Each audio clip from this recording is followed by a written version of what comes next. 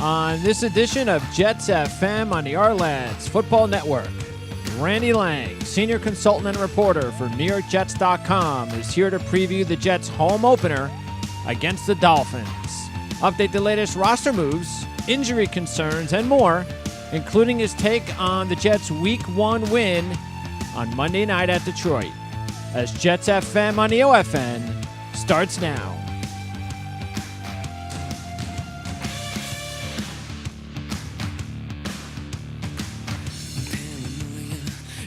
All right, it's Friday, September 14th, 2018. I'm Greg DePalma. Welcome to our weekly Friday edition, regular season edition of Jets FM on the Ourlads Football Radio Network at ourlads.com. Thank goodness I could start saying regular season edition. Jets FM is brought to you by ourlads.com with the best New York Jets depth charts in the industry. PrimeSportsNetwork.com, the sleeper sports side of the industry, where we debate, handicap, and inform with the very best. And don't forget all the best weekly Jets news available at NewYorkJets.com, including Randy Lange's 7 points game previews available on Fridays and next Wednesday. Also, his Inside the Numbers articles available on Saturdays, and comprehensive post-game coverage from the top NewYorkJets.com staff following every game all season long. So, Randy, I said on the post-game show on Monday night, I haven't felt that inspired about a Jet win since the 2010 playoff victory at New England, and I meant it. If the Jets can bottle much of what they did on Monday this season, things are going to get much faster than we thought. Yeah, Greg, you know, Monty Python used to have that skit, Nobody Expects the Spanish Inquisition. I don't think anybody expected 31 points in the third quarter of the road opener at Detroit, and that's exactly what the Jets did. And, you know, my mind is still boggled, and I'm sure a lot of Jets fans are still saying, what exactly do we have here? Yep. After that kind of an opening night success, a smash hit off Broadway, now they bring it back a little closer to Broadway on Sunday against the Dolphins.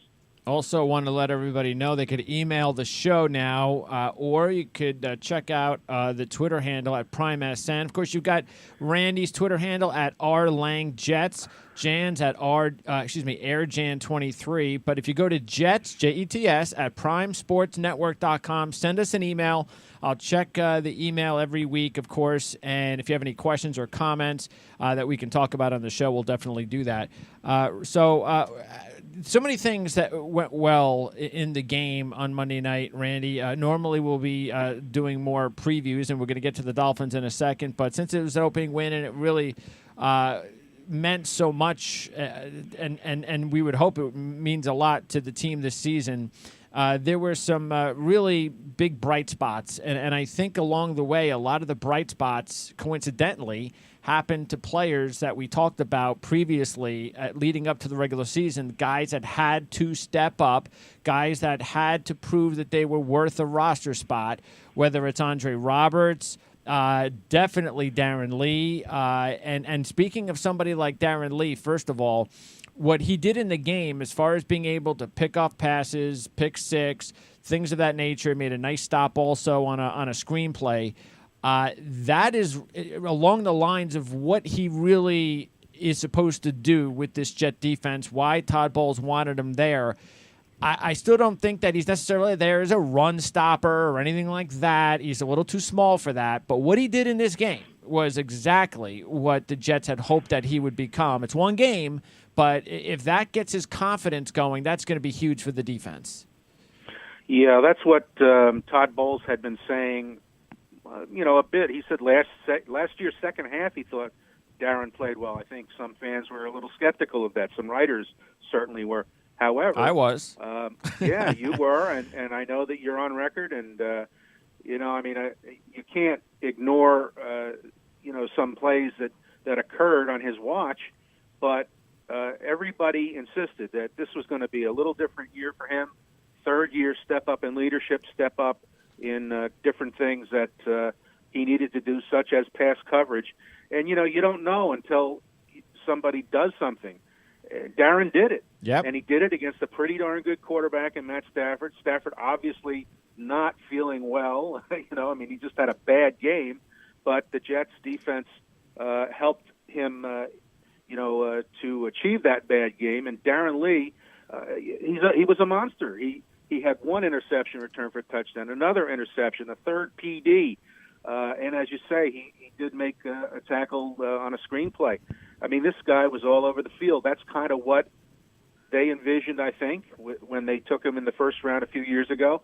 And when he's teamed up with Avery Williamson in the middle, I don't think, Darren Lee has to be the guy who's taking on, guards and centers every play and trying to bust up the middle of a run play. Yeah. You got Avery there for that. Mm-hmm. And Darren is doing his role, and so far looks pretty darn good. And now we'll see again. Like everything, you say, well, let's see him do it again. That's right. Week 2 against the Dolphins. That's right. And also, speaking of the defense, we talked about the underrated trade that Mike McCagnon made for Henry Anderson. And Henry Anderson had a great game in his first game with the Jets. He actually played a little bit more than Nathan Shepard, who started. I don't think that that's going to change much. They'll probably play equal amounts during the season because Henry Anderson is just way too talented. And as I've said before with Henry Anderson, the major thing with him is keeping him healthy because he is a talent. And what we saw on Monday, we're going to continue to see all season long as he is a healthy player. Yeah, they're calling him Goose. I guess that's Henry Anderson's nickname. He certainly goosed a few Lions there, especially Stafford on a few pass rushes. You're probably right about that balance, at least initially, with Nathan Shepard. Especially, I don't know if we're jumping the gun here, but Miami certainly is going to try to establish their running game against the Jets with Frank Gore and with Kenyon Drake. They seem to be a pretty good 1-2 punch right now. Gore certainly does not seem like he's lost a whole lot of tread off his tires, and he's been around for a long time. And so they're probably going to start, working the run a little bit more than you might have remembered the Dolphins in the recent past against the Jets. And so that would portend, probably the 315, 20-pound Nathan Shepard on the line to start. And then you bring in Henry Anderson, who's a little lighter and a little quicker, obviously, and see if he can harass Ryan Tannehill in the pocket. And we'll see who wins that battle. It was also a great performance from the secondary. Now, sure, there were a couple of drives where Stafford went bing, bing, bing, touchdown, but that's okay. I mean, it's Matthew Stafford. It's going to happen. You're going to give up passes to top quarterbacks. You just have to make sure you don't get destroyed by these guys, which the Jets have had issues with in the past. And then you also have to turn it around, and you've got to create the turnovers. So they did everything. I mean, it was a tremendous performance. They could not have played better in the secondary overall. Deep seven, especially the new corners, both playing well, getting picks, especially Tremaine Johnson, the new high-priced corner that was brought in, and Jamal Adams. Jamal Adams, and we talked about this as well, with the way that the secondary has been put together by Bowles, and he's got more depth than he's had before. So you could say what you want about not having that elite pass rusher, but this is the type of defense Todd wants. He needs to have talent in that secondary. He's got more talent than maybe he's ever had. And he would throw in now Jamal Adams, and he gets to use him in a variety of different ways. This is Jamal Adams' opportunity now to shine. I think what we saw in Game 1 is now just the beginning. We didn't see the superstar Adams last year. We saw a good rookie, but I think we're about to see a superstar take off. No, absolutely. We saw Jamal as more of a probably more effective as a box safety last year, moving up on run plays and blitzing every once in a while and making some tackles behind the line, but no interceptions. And that was Marcus May's thing, and he was the second-round pick, as Jet fans know, and he had more interceptions. I think he ended up with 2 interceptions to Jamal's 2 sacks. But, you don't want to necessarily rely upon that from your safeties unless you get 5 sacks like a Kerry Rhodes did about 10 years ago, and then you add about 5 picks on the back end. But Jamal definitely showed that, not only is he all, like they say in Texas, all hat, no cattle. Looks like he's got cattle in this one. Oh, yeah. It's going to be and then when May is back, because right now it's not looking like May or Martin are going to return this week on defense, right? Well, at the moment, we're talking Friday, and neither Marcus May nor Josh Martin participated in any of the team drills the first 2 days of the week. Todd Bowles is going to play it very close to the vest on releasing his injury information. He'll do it when he's required to by the league, but not sooner. So, he was saying that by the end of the week, we'll know about Marcus May. Josh Martin, he didn't get into, I don't think, but Josh has been out for a few weeks in the concussion protocol. So we will see what happens with those guys. But Doug Middleton did a fairly good job filling in, alongside Jamal Adams in for Marcus May in the secondary. I think he gave up, probably was a little late on the one touchdown to Golden Tate at the start of the third quarter. But nevertheless, Middleton showing that, the Jets have depth at safety too. So when Marcus May comes back, he should be able to hit the ground running. And if it requires another week out, then I think the Jets will certainly roll with that. And then another player that came in, and we talked about the practice squad last week and which players that we would think that we would see at some point during the season. And Frankie Louvu is definitely a player that we felt we would see at some point, but it happened a lot faster than we thought. He was able to get in there and play. He played a nice role. He played, of course, on special teams, but he played half of the defensive snaps. And overall, he played well, and he's got that football look, with the black paint and everything, on his face, and that's kind of what the defense does need. They need an identity. And they have it with all the talent they have, and throw in a kid like Louvu, and of course, what kind of a heat-seeking missile that he is. He made that really good play right after the Tremaine Johnson interception, and it was first down. Detroit gets the ball back, and you're thinking, as a Jet fan, you're going, of course. Tremaine Johnson picks it off and then fumbles the ball. Of course. And then the very next play, Louvu busts into the backfield, minus 5-yard running loss, and forced Detroit into a 56-yard field goal miss a couple plays later. Absolutely. I mean, you got to take your hat off to a guy like Frankie Louvu. He was cut. He was brought back on the practice squad, and then I think Saturday he was officially activated for the Lions game. Obviously he practiced during the week, and he probably had a sense that this might be a week for him to make his pro debut quicker than he thought. But nevertheless, the kid has to be, have some butterflies going on, and he steps right into that role.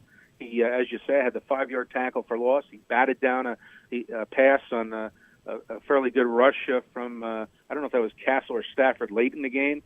But, this was very fine production for a kid who, is a free agent rookie and didn't know he was going to be playing until 2 days before the opener. And I would say that we'll probably see a lot of this as we go on because, as you know, they still have a few more suspensions.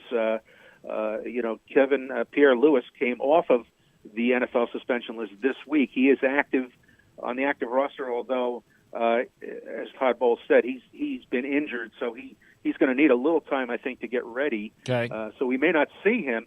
But then we've got Darius Stewart coming off next after this game coming up, and then we'll have Rashard Robinson after 4 games.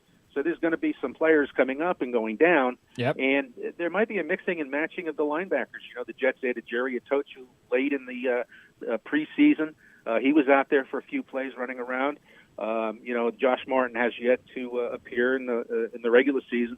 So there's a lot of options there. Not a lot of big names, but that looks to be the way the Jets are going to work this pass rush this year. Rely on the back 4, the back 7, and then try to piece together a game plan-specific rush for whoever they're going to face. Yeah, and keep in mind, when you mention guys like Louvu and Copeland and Hewitt, these guys are big parts of the special teams, especially if Louvu continues to do his job. And I see no reason to think that he's not going to figure out a way to hang around on the roster. So who knows? It might be a player like a Derek Jones, or it could be anybody on a weekly basis, depending on depth. But look, the defense did a phenomenal job, and I think that really, when you talk about everything that the team did, special teams, offense, defense, what I noticed that the Jets had in the game, whether you want to call it swagger or whatever, the fact is not only were they a confident bunch, but more importantly, they were very physical. They were physical in every aspect of the game, and that's and look, this is football. And sometimes we lose sight all the passing statistics, all sorts of stuff. But football is usually won in the trenches. Football is usually won by one team's will over the other. And that's what I'm excited about with this Jet team is this team seems to have not only confidence, swagger, but a physicality to them that they're going to bring it every week. And that's going to make it real hard on the opposition that they're going to have to equally bring it every week or the Jets are going to have a good day like they had on Monday night. Yeah, you mentioned physical, and I'll mention 2 points. One on the offensive side, the offensive line was whole for the first time, That's really, right. all off-season, preseason, let's say. Yep. Because Kelvin Beachum came back. He didn't play at all in the preseason. Brian Winters was full go. We had Carpenter at left guard. We had Spencer Long at center. We had Shell at right tackle. And those guys, they gave up 2 sacks in the first quarter, which you could put 1 or 2 of them on the rookie quarterback, Sam Darnold, maybe getting his feet under him. Mm-hmm. But after that, the Lions did not hit Sam Darnold in the last 3 quarters. That's pretty impressive. I know Ziggy Ansah went down fairly early, but that's opening night, and the Jets' offensive line was definitely a physical presence and helped to protect Darnold, who is now, quote, the franchise. So that has to continue, but that showed up really big. And then on defense, you mentioned the physicality. Yes, Ryan Tannehill, on one of his interviews this week down in Miami, said the thing that jumped out about him was the speed at which the defense was playing. And so I think physicality plus speed is maybe the equation for that defense, because they were moving faster than maybe we've seen them the last several years. And they were making those moves on the ball. And you could attribute that to Tremaine Johnson being, as you mentioned, the big-ticket cornerback arrival, or, maybe Williamson and Lee in the middle moving very well in tandem, or Leo Williams, who didn't have a tackle, but he did hit Sam Darnold, I think. He did hit Matt Stafford twice, so he was getting through. So I don't think we've seen that defense hit its stride, but yes, physicality and speed seems to be coming to the fore. Yeah, and I'm glad you talked about the offensive line, because we talked about it last week that analysts want to just trash the offensive line because of the way they played in the preseason, when they didn't have their complete team, their complete line up front. They were using backups. Now, look, I still believe if they throw in backups, that's going to be an issue. But as of right now, if they can keep these guys healthy, they're not going to be a liability. And maybe the coaching change as well, a little bit of a coaching scheme, maybe that is going to help some of the talent there. But if you really look at it, some of the players, this is the reason why I felt that they weren't as bad as people thought. Because every one of these linemen, except for Shell because he's young, but and by the way, might be the best lineman of the group, but every single one of those veteran guys have performed pretty well over their careers. Now, have they had a bad year here and there? Yes. But they've had good years as well. So it's not like there's a bunch of stiffs on the offensive line and that Sam Darnold was going to be in big trouble on Monday night. But the key is obviously staying healthy and working together, and it was a great start. Yeah, it was. Kelvin Beachum is one of those keys. Obviously, he's going to protect Darnold's blind side. I thought he did get beat on an early stunt. I think that was Ansah's 1 sack.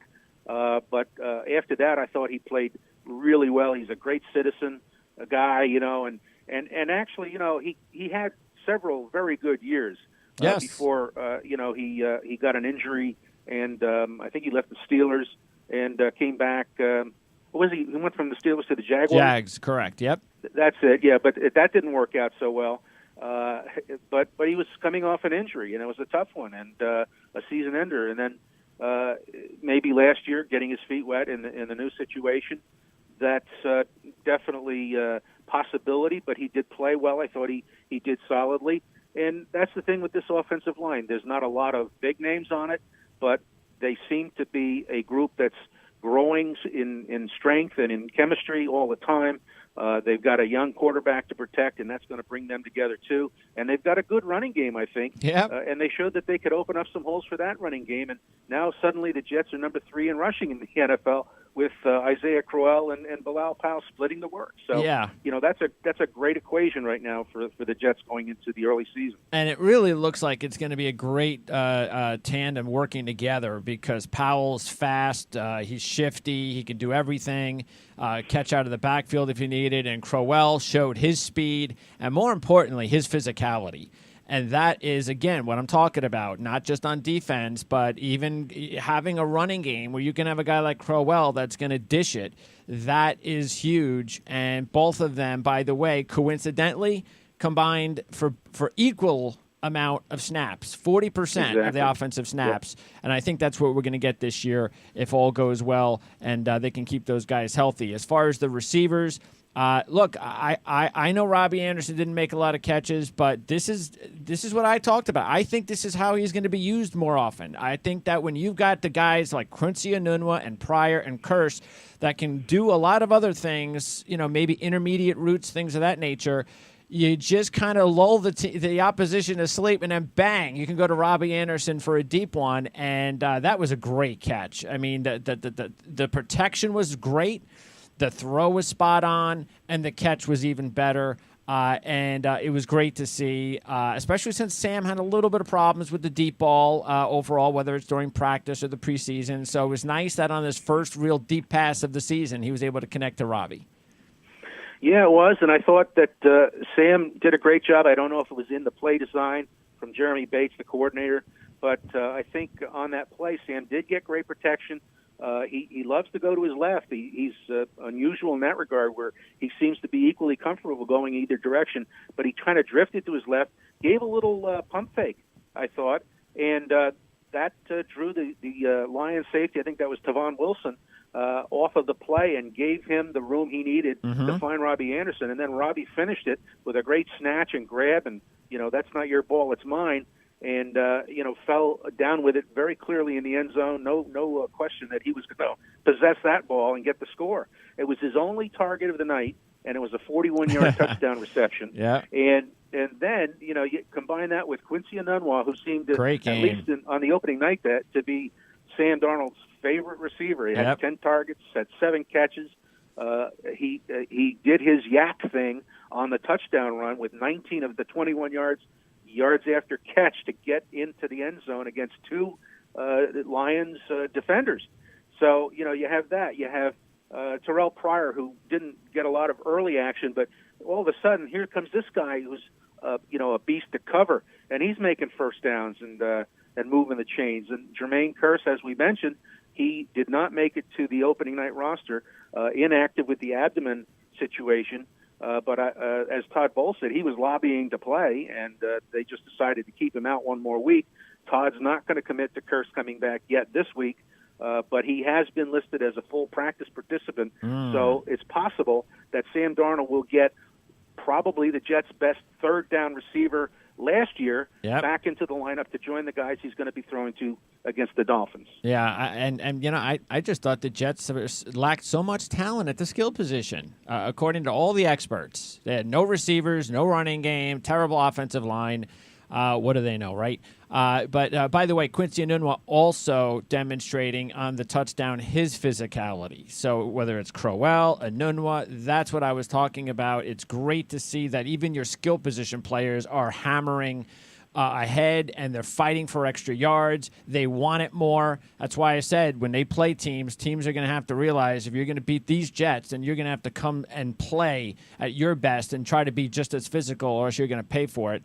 By the way, at tight end, interesting. Now, look, I pretty much thought Sterling would be the number one guy, and he was as far as snaps.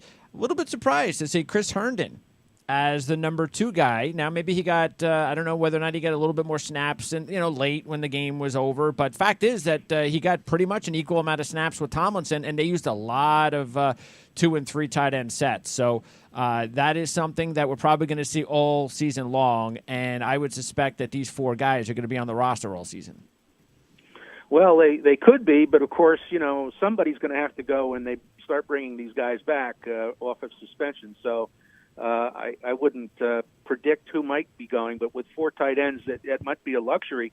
And yet, if all 4 are producing, the Jets did release fullback Lawrence Thomas to make room for Frankie Louvu. Yep. So they have no fullbacks on the roster. So you could say, well, one of those guys is going to be the move guy, Yes. the tight end, the tight end / fullback. Yep.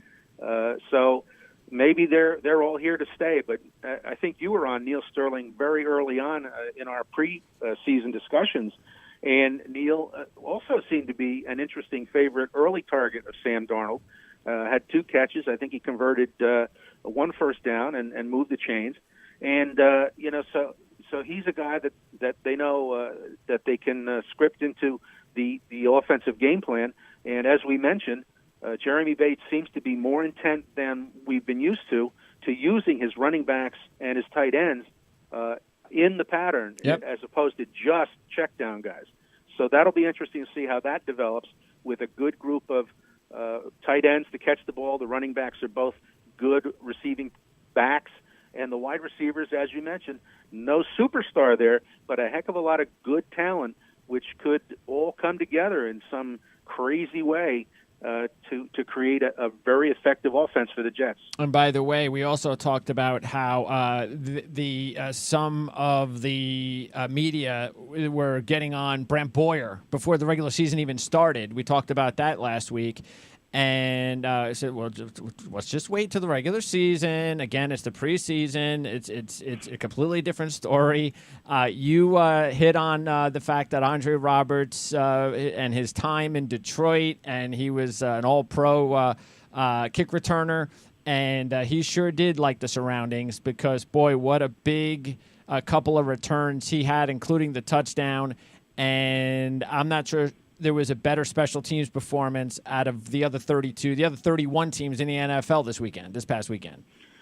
Yeah, Brant Boyer in his news conference this week had a really good opening line regarding Roberts' touchdown return. He said, it's about damn time. And maybe that was also a veiled shot to across the critics' bow. There you go. But nevertheless, it was tough putting together that coherent special teams game plan in the preseason with a lot of moving parts. Yep. And it didn't look pretty all the time. But Andre Roberts looks like the real deal.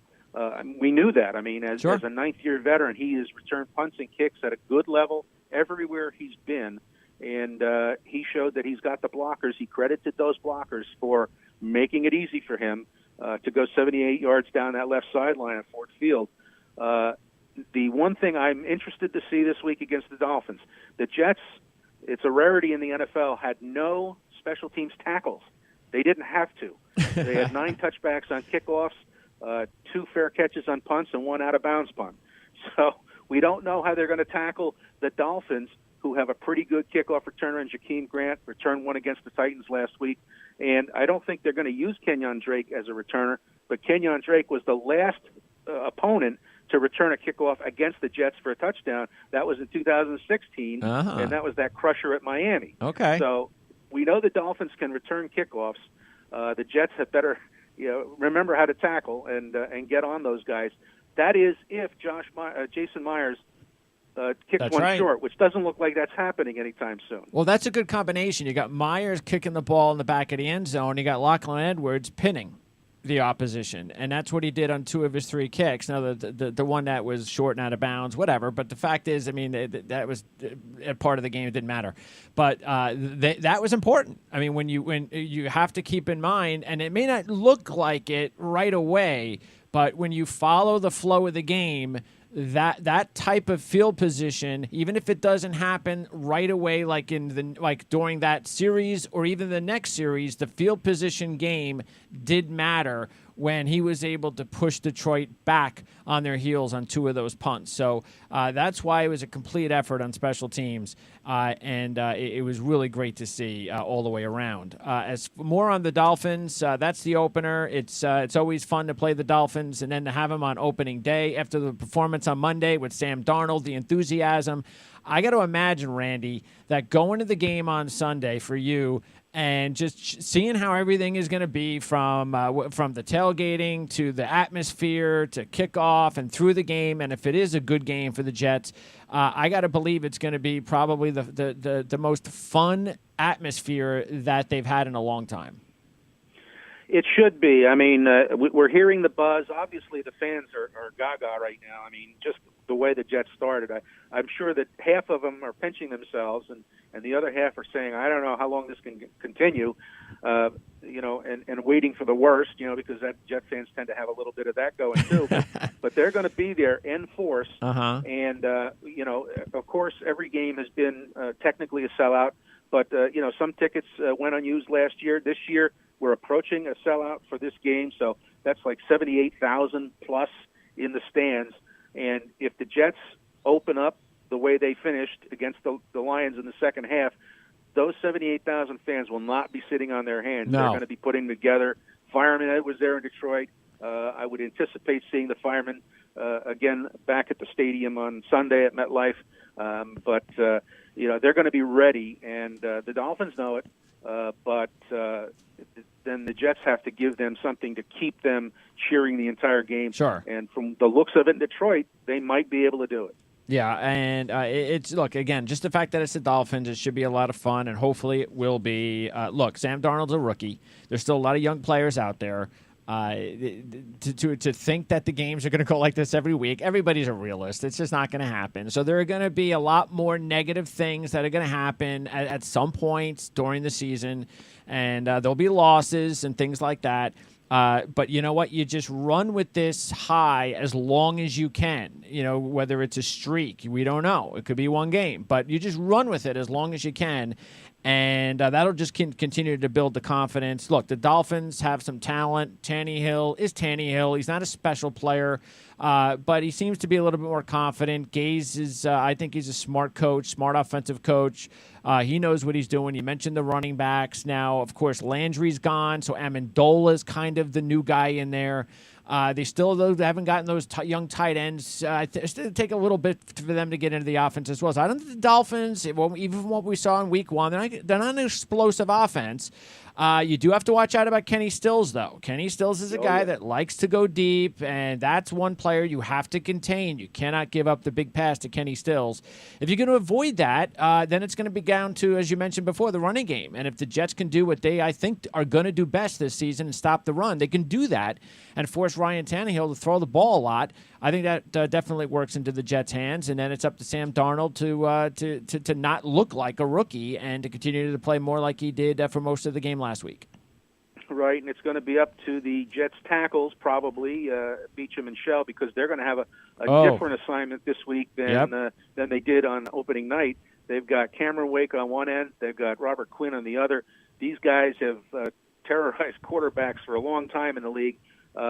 Cameron Wake only as a Dolphin, and Quinn coming over this year to the Dolphins for the first year. But Cameron Wake, I think he has 6.5 of his 10.5 sacks of Jets quarterbacks in the last 2 years. He's been torturing those quarterbacks, especially the last 2 years.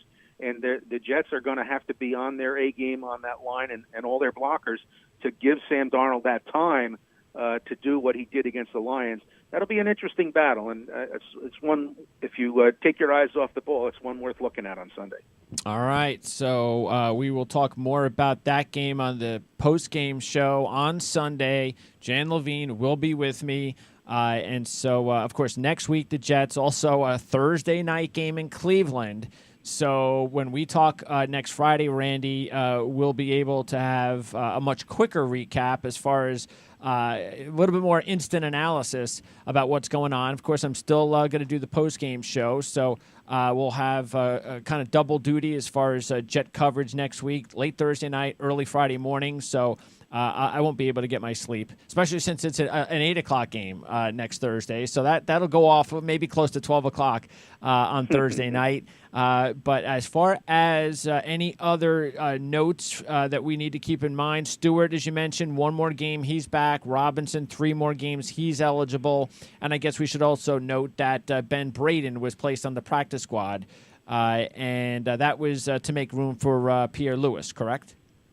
That is correct. Ben Braden did make the roster this year, but as often happens for guys who are, kind of bubble guys and then they make it through, there's no guarantees that you're going to keep that roster spot the whole year. But the Jets do like Ben Braden as a developmental guy. He's in his second year with the Jets. He's technically still a first-year guy because he spent all of last year on the practice squad. He's back this year to start the season, but we could see him before too long, depending upon the circumstances around the roster. All right, Randy. So once again, let's just remind everybody, as I noted at the beginning of the show. Matter of fact, it's your 7 Points article that comes out this afternoon. Is that correct? That is actually live now. It's live now on the site now. Yeah. Excellent. And then Inside the Numbers. What do you got working on there for this week? That'll be out on Saturday.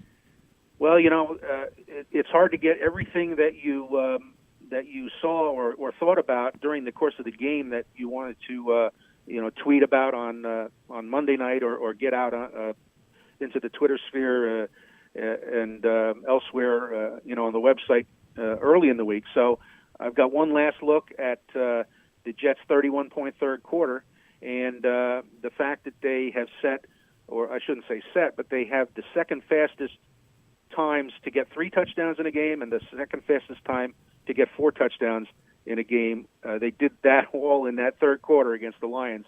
So, the little historical perspective and perhaps a little nod to what the Jets can do for the future.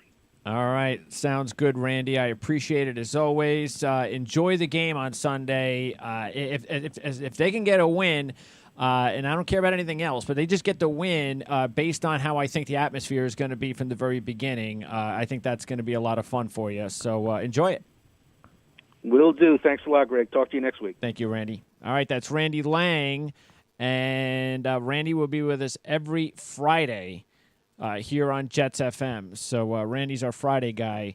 And normally Randy's going to be on to preview games more than recap games. We spent a lot of time recapping the Detroit game. But that's because Jan Levine was unable to be with us for the post-game show because of the Jewish holiday. He will also miss Thursday's post-game show.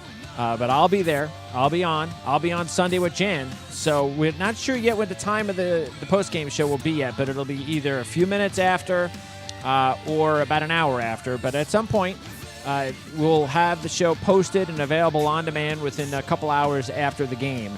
And you can check out the post-game show on ourlads.com up on the website. So hopefully it'll be another really good post-game show because I'm not – but even though we were all spoiled with what happened on Monday night, and I'm not sure I'm going to be able to have that much, I guess, enthusiasm into a post-game show like I did on Monday night. But maybe later on in the season when things get really, really interesting, or at least we think and hope things get interesting if the Jets are in contention for a playoff spot into December, as I felt they would be. And I certainly hope Monday night's game is an indication that that prediction comes true. Okay, so that is going to wrap it up here on Jets FM on EOFN. Once again, follow us on Twitter at PrimeSN. And you can follow Randy Lange at rlangjets. And don't forget to email us, jets@primesportsnetwork.com. For Randy Lange, I'm Greg DePalma. You know the drill. Alpha, Mike, Foxtrot.